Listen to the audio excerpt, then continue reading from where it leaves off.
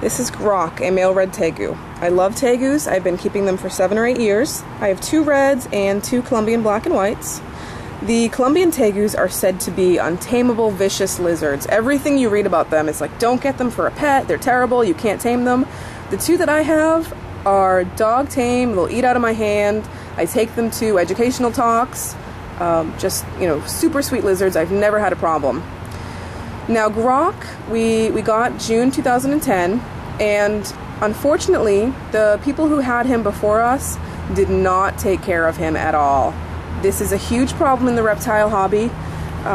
People get into animals and they don't know what they need, they don't research their needs beforehand. Now, as you can see, Grok's missing a bunch of fingers. See this? Tegus shed, and if they don't have the right humidity in their tanks or their enclosure, the shed can constrict their fingers and their fingers can fall off. His toes are kind of mangled too.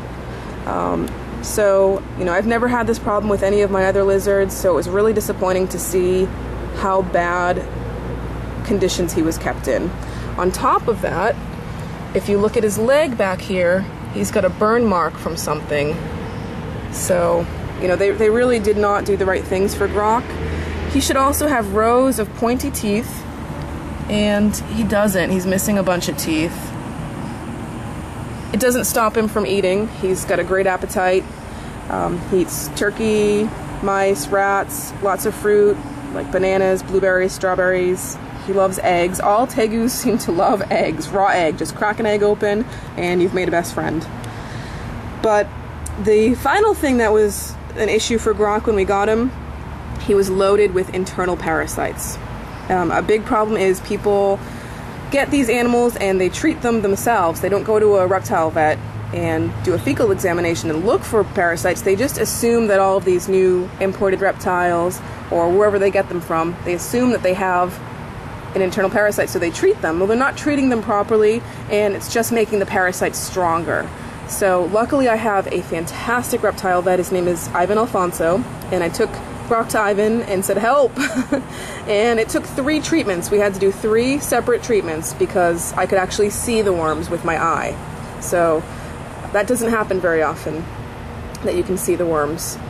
Usually they're kind of microscopic, but he had 2 different types. He had ones that I can see and ones that were only, you know, you could only pick up through the microscope. So Ivan was so shocked to see the level of parasites that this poor lizard had that he wrote about it in his blog. He has a blog of sort of strange cases that he's seen, and Grok made it into his blog because the parasites were just that bad. So, but now he's happy. He's got a huge house. He's got a big mansion with a big cave that he likes to hide in and a big water bowl that he plays in. So he's a super happy lizard. And not done growing either. I don't know if you can tell how big he is by this video, but he's nowhere near finished growing. When he is his full size, he'll be about 25 pounds. So, with big old jowls over here. Let's get a face shot. Oh, he's such a good little lizard. Thanks, Grok!